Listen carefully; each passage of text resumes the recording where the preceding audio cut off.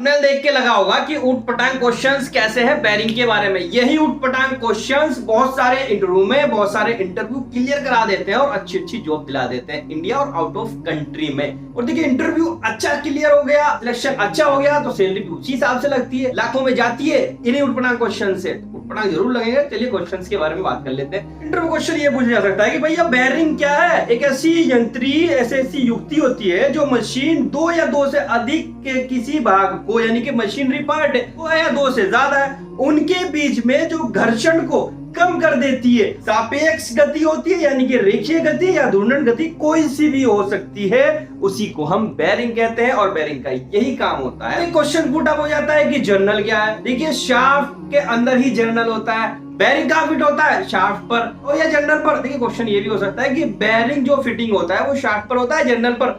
दोनों आंसर ठीक है। छोटे से फिगर से समझते हैं मेन डिफरेंस को। देखिए जब बेरिंग को हम फिट करेंगे ये इस तरह से शाफ्ट होती है, ये पूरी की पूरी यहाँ से यहाँ तक के हमारी शाफ्ट हो जाएगी। अब पूरी की पूरी शाफ्ट हो जाएगी, जो बेरिंग फिट होगा वो शाफ्ट पर होता है। शाफ्ट के कौन से हिस्से पर होगा? देखिए इस हिस्से पर बेरिंग फिट नहीं होगा, यहाँ पर हमारा बेरिंग फिटिंग होगा। तो यहाँ पे लिख देता हूं मैं बेरिंग फिटिंग। तो इस तरह इस वाले हिस्से पे भी हमारा बेरिंग फिटिंग होता है। देखिए जिस हिस्से पर शाफ्ट के, बात याद रखेंगे, जिस शाफ्ट के हिस्से पर बेरिंग फिट होता है, यानी कि जो बेरिंग होगा उसकी आईडी होगी, उसका बोर होगा, शाफ्ट के जिस हिस्से पर लग जाएगा उस हिस्से को हम जर्नल कह देंगे। सपोज इस हिस्से पर लग रहा है, इतने पर, सपोज यहाँ पर नहीं लग रहा और यहाँ पर भी नहीं लग रहा, तो ये तो जर्नल नहीं है, ये तो पूरी की पूरी शाफ्ट है।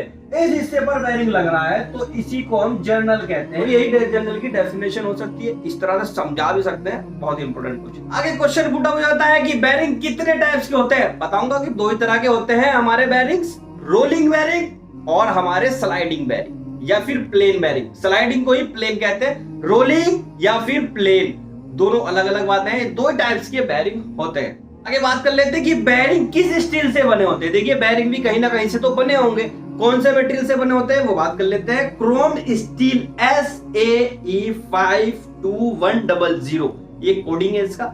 इस स्टील से stock ball bearing, roller bearing, taper roller के निर्माण के उपयोग की जाने वाली आम सामग्री है। तो ये मटेरियल इसमें बेरिंग्स में खासकर यूज होते हैं। क्वेश्चंस ये भी पुट अप हो सकता है कि बेरिंग का आविष्कार किसने किया था। बेरिंग का जो आविष्कार था वो था फिलिप वॉन। ये ब्रिटिश में आविष्कार हुआ था, 1794 में हुआ था। ये डेट भी याद रख सकते हैं आप, 1794 में फिलिप वॉन ने किया था और ब्रिटिश ने किया था। ऐसे क्वेश्चंस भी आ जाते हैं ऊटपटांग। गूगल पे डालकर देख लोगे कि सबसे अच्छा बेरिंग कौन है तो गूगल बताएगा SKF।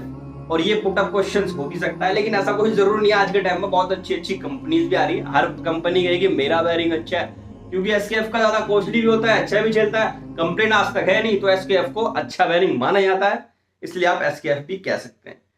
बाकी आपको जो अच्छा लगता हो बेरिंग वो आप लगा सकते हैं। बेरिंग का कौन सा भाग सबसे नरम होता है?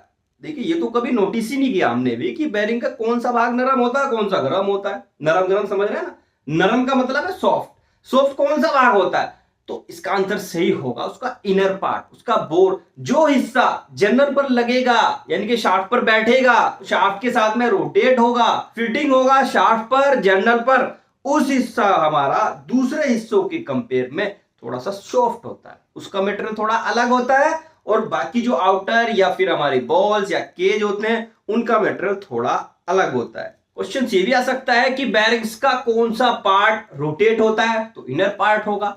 ये भी आ सकता है कि बेरिंग का कौन सा पार्ट स्थिर होता है तो आउटर होगा। क्वेश्चंस ऐसे भी आ सकते हैं कि हाई स्पीड के लिए कौन से बेरिंग यूज होते हैं तो बॉल बेरिंग होते हैं रोलर और बॉल बेरिंग के कंपेयर में। क्वेश्चन ये भी आ जाता है कि हैवी लोड के लिए कौन से बेरिंग यूज होते हैं तो बेरिंग के अंदर आते हैं स्फेरिकल बेरिंग, वो यूज होते हैं। क्वेश्चन ये भी आ सकता है कि अगर वर्टिकल एक्सिस के कंपेयर में लोड लगाओ तो किस टाइप के बेरिंग लग सकते हैं तो थ्रस्ट बेरिंग लगेंगे। क्वेश्चन ये भी पुट अप हो सकता है कि बुशिंग और बेरिंग में क्या डिफरेंस है, यानी कि जो बुश लगाते हैं उसमें क्या है और बेरिंग में क्या है। मैं बताऊं कोई ज्यादा खास डिफरेंस नहीं है। बेरिंग और बुशिंग दोनों एक ही काम करते हैं, एक ही रोल होता है। बुशिंग जो होता है वो बेरिंग का ही एक पार्ट है, यानी कि बुशिंग बेरिंग के अंदर से ही निकल के आया है। वो कंडीशन डिपेंड करती है, एप्लीकेशन डिपेंड करती है हमारी कि कहां पर हम बुशिंग लगा सकते हैं, कहां पर बेरिंग लगा सकते हैं। ये मोटे मोटे से ऊट पटांग क्वेश्चन है। क्वेश्चन ये भी आ सकता है कि शाफ्ट के हिसाब से बेरिंग नंबर कैसे डिसाइड करते हैं। तो देखो जिस शाफ्ट पे बेरिंग लगाना हो मैं वहां का हम देख लेते हैं कि इसका साइज क्या है। तो सबसे पहले बात कर लेता हूँ 0 से लेके और 3 तक के जो नंबर होते हैं, यानी कि एग्जांपल के लिए ले लेता हूँ, यानी कि 6200 या 6201 या 6202 या 6203। मतलब क्या है कि 0 1 2 3 बाद में जिनके नंबर हमारा 0 हो या 01 हो या 02 हो या 03 हो, 4 के बाद में कुछ अलग हिसाब हो जाता है। इससे पहले की जो डिजाइनिंग होती है वो अलग होती है।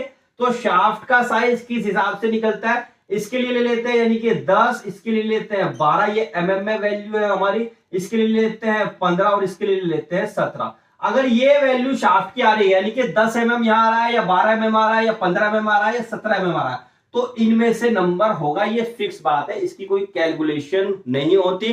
कैलकुलेशन जो स्टार्ट होती है 4 के बेरिंग से होती है, यानी कि 6204 ले सकता हूं, 6304 ले सकता हूं, 6004 ले सकता हूं। कोई भी 4 नंबर होना चाहिए यहां पर, किसी भी टाइप का बेरिंग हो। तो यहां पर जो 4 लिखा है इसको 5 से मल्टीपल करने के बाद ये कितना आ गया 20 mm। तो शाफ्ट का साइज 20 mm यहां पर आ जाता है। इसी तरह सपोज यहां पर कोई एग्जांपल हो जाता है मेरा बेरिंग 6205 का, तो यहां पर अब 5 आ गया, तो इस 5 को 5 से मल्टीपल कर देंगे, यानी कि इससे मल्टीपल करना ही करना है, ये फिक्स है हमारी बात। तो 5 से मल्टीपल करने के बाद 25 mm आ जाता है, शाफ्ट का साइज 25 हो जाएगा। इस तरह पर यहाँ पर 6 ले सकते हैं, 6206 ले लिया तो 06 ले सकते हैं, 5 से मल्टीपल कर देंगे क्योंकि फिक्स बताया मैंने यहाँ पर। तो 5 छंग 30, ये 30 mm हो गया, शाफ्ट का साइज 30 mm हो गया। कोई भी नंबर हो 3 तक के नंबर तो ये फिक्स डिजिट होती है, और 3 के बाद में जो नंबर आएंगे 4 से जो स्टार्ट हो जाएंगे उसके शाफ्ट का साइज उसको 5 से मल्टीपल करने के बाद उसका जर्नल का साइज क्या लीजिए शाफ्ट का, वो इससे जहां पर बेरिंग फिटिंग हो रहा है वो साइज आराम से निकाल सकते हैं। ये ऊट पटांग से कुछ ऐसे क्वेश्चंस हैं जो बेरिंग में इंटरव्यू में पूछे जा सकते हैं। वीडियो कैसी लगी कमेंट जरूर बताइए, अच्छी लगी तो लाइक सब्सक्राइब और वीडियो को शेयर करना बिल्कुल ना भूलें। नेक्स्ट वीडियो में नेक्स्ट फिल्म में, तब तक के लिए